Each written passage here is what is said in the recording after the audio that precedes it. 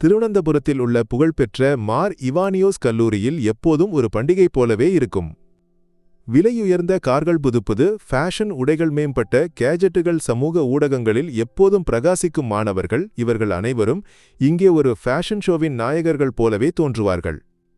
இங்கு படிக்க வரும் மாணவர்களில் பலர் பணக்காரர்களின் மற்றும் பிரபலமான குடும்பங்களைச் சேர்ந்தவர்கள். இங்குதான் நமது கதை தொடங்குகிறது. கதையின் நாயகி மீரா திருவனந்தபுரத்தில் ஒரு முக்கியமான தொழிலதிபரின் ஒரே மகள். அவளுடைய தந்தை அரசியலிலும் பெரிய செல்வாக்கு உள்ளவர். மீராவின் வாழ்க்கை ஒரு ஆடம்பர காட்சி போன்றது.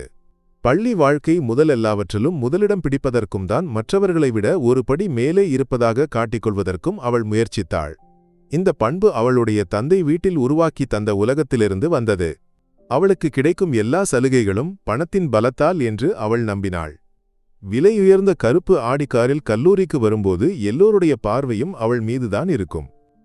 பளபளக்கும் கூந்தல், வடிவமைப்பாளர் உடைகள், புதிய மாடல் போன், இவை எல்லாமே. மேலும் அவளுடைய முகத்தில் உள்ள புன்னகை கூட அவளுடைய செல்வத்தின் மற்றும் பதவியின் அளவுகோலாக அவள் கருதினாள். அதே நாளில் அதே கல்லூரியின் வாயில் வழியாக மற்றொரு மாணவன் நுழைகிறான், அருண். அருணின் உடை மிகவும் எளிமையானது. ஒரு வெளிர் நிற சட்டை, பழைய ஜீன்ஸ், ஒரு சாதாரண பை. அவன் கல்லூரியில் உதவித்தொகை மூலம் இடம்பெற்றவன். அவனுடைய கண்களில் ஒரு இலக்கு உணர்வும் உறுதியும் தெரியும். யாருடனும் அதிகம் பேசுவதற்கு விருப்பமில்லாத அவனுடைய கவனம் முழுவதும் படிப்பிலும் அவனுடைய இலக்குகளிலும் உள்ளது.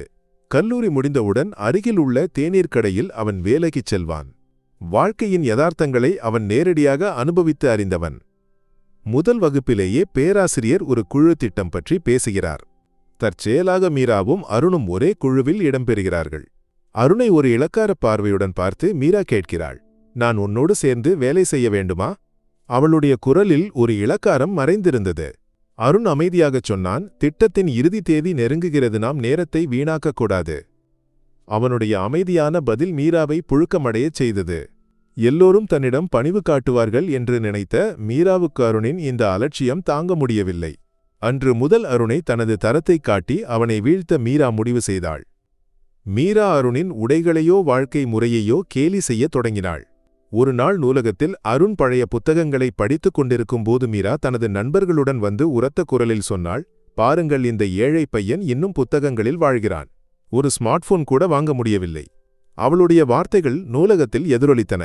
சிலர் சிரித்தார்கள், சிலருக்கு அசௌகரியமாக இருந்தது. ஆனால் அருண் புத்தகத்திலிருந்து கண்களை எடுக்காமல் ஒரு சிறு புன்னகையுடன் சொன்னான், முக்கியம் உள்ளடக்கம்தான், அதன் விலையல்ல. இந்த பதில் மீராவை மேலும் கோபப்படுத்தியது. மற்றொரு நாள் மாணவர் மையத்தில் அருண் ஒரு மூலையில் அமர்ந்து சாதாரண உணவு சாப்பிட்டுக் கொண்டிருக்கும்போது மீரா எல்லோருக்கும் முன்னால் சொன்னாள், ஓய்வனை பாருங்கள், கிராமத்தில் உள்ள ஒரு சிறிய ஹோட்டலில் இருந்து உணவு பேக் செய்து வந்தவன் போல இருக்கிறான். ஹலோ அருண், இங்கு பர்கரும் பாஸ்தாவும் தான் ட்ரெண்ட், தெரியுமா? அருண் அவளுடைய கண்களை பார்த்து அமைதியாகச் சொன்னான், பசி ஒரு மரம் போன்றது, அதற்கு உணவு வேண்டும், ஸ்டைல் வேண்டாம். அவனுடைய வார்த்தைகளில் உள்ள உண்மை திறந்த மனதுடைய சிலரை சிந்திக்க வைத்தது. சிலர் அருணை மரியாதையுடன் பார்த்தார்கள். ஆனால் மீராவின் ஆணவத்திற்கு இது ஒரு பெரிய அடியாக இருந்தது. திட்டக் கூட்டங்களில் மீராவும் அருணும் ஒன்றாக அமர வேண்டியிருந்தது. அருணின் தன்னம்பிக்கையும் தனது வேலையில் உள்ள அர்ப்பணிப்பும் மீராவை ஆச்சரியப்படுத்தியது. அவன் அதிகம் பேசுவதில்லையானால் பேசும்போது ஆழமான மற்றும் தெளிவான விஷயங்களைச் சொல்கிறான். அருணின் சிந்தனைகள், புதிய விஷயங்களை புரிந்து கொள்ளும் முறை, இலக்கு உணர்வு, இவையெல்லாம் தன்னுடையதை விட மிகவும் தெளிவாகவும் முன்னோக்கியும் இருப்பதை மீரா புரிந்து கொள்ள தொடங்கினாள். இருப்பினும் அவளுடைய ஆணவம் அதை ஏற்றுக்கொள்ள தயாராக இல்லை. ஆனாலும் அருணிடம் ஒரு புதிய உணர்வு அவளுக்கு ஏற்படத் தொடங்கியது. சில வாரங்கள் கழித்து கல்லூரியில் ஒரு பெரிய திருவிழாவிற்கு ஏற்பாடுகள் தொடங்குகின்றன.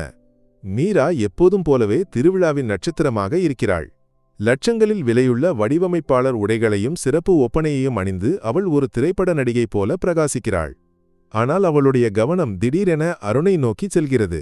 அவன் மேடையின் பின்னால் ஒலி அமைப்பையும் விளக்கு ஏற்பாடுகளையும் செய்யும் பரபரப்பில் இருக்கிறான். எல்லோருக்கும் வழிகாட்டுதல் அளிக்கும் அருணின் முகத்தில் ஒரு அமைதி இருக்கிறது. மீரா அவனை சிறிது நேரம் பார்த்து நின்றாள். பின்னர் வழக்கம்போல ஒரு கேலியுடன் அவனிடம் சென்று, ஹலோ டெக்னீஷியன், சார்மேடையில் ஏற தைரியம் இல்லையா? பின்னால் மறைந்து வேலை செய்ய மட்டும்தான் தெரியுமா என்று கேட்டாள். அருண் ஒரு சிறு புன்னகையுடன் சொன்னான், மீரா, சிலருக்கு மேடை வேறு விதமாக இருக்கிறது. இந்த வார்த்தைகள் மீராவின் இதயத்தில் ஆழமாக பதிந்தன. அவள் ஒரு கணம் அசைவற்று நின்றாள்.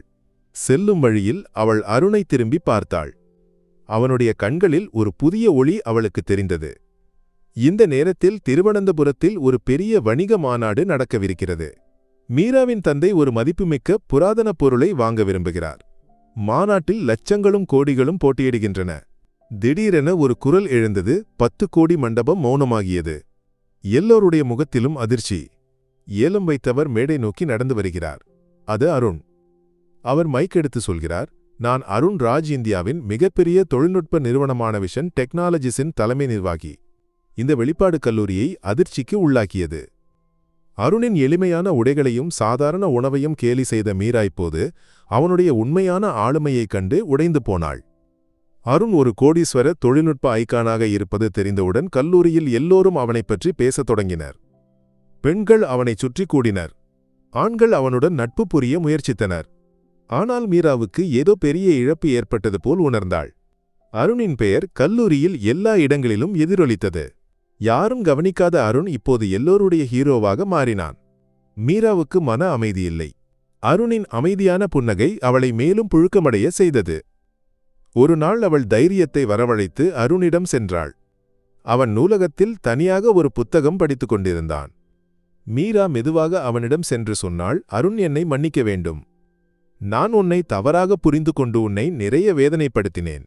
ஆனால் உன்னுடைய உண்மையான மதிப்பு இப்போது எனக்கு புரிந்தது. அவளுடைய குரல் நடுங்கியது. அருண் புத்தகத்தை மூடி அவளை பார்த்து அந்த அமைதியான புன்னகையுடன் சொன்னான், மீரா, நீ என்னை ஒருபோதும் தவறாக புரிந்து கொள்ளவில்லை. நான் உன்னிடம் 2 திட்டங்களையும் கவனமாக மதிப்பீடு செய்தான். பின்னர் அவன் அறிவித்தான், மீராவின் யோசனை ஒரு தொழில்நுட்பம் மட்டுமல்ல, ஒரு பெரிய தரிசனம். சுமியின் குற்றச்சாட்டுக்கு அடிப்படையில்லை. இந்த போட்டியின் வெற்றியாளர் மீராவாக இருக்கிறாள். அன்று மாலை கல்லூரி வளாகம் சூரிய அஸ்தமனத்தின் தங்க ஒளியில் மூழ்கியிருக்கிறது. மீரா அருணின் முன்னால் நிற்கிறாள். மெதுவாக சொன்னால், அருண், உன்னுடன் இருந்தபோது நான் நிறைய கற்றுக்கொண்டேன். எனது சிந்தனைகளும் உலகை பார்க்கும் முறையும் நீ மாற்றிவிட்டாய். இதை எப்படி அழைப்பது என்று எனக்கு தெரியவில்லையானால் நான் உன்னை காதலிக்கிறேன். அருண் அவளுடைய கண்களை பார்த்தான். அவளுடைய கையை பிடித்து சொன்னான், மீரா, முதல் நாள் முதல் உன்னை நான் கவனித்து வருகிறேன். உனது கண்களில் உள்ள மாற்றத்தை நான் நம்புகிறேன்.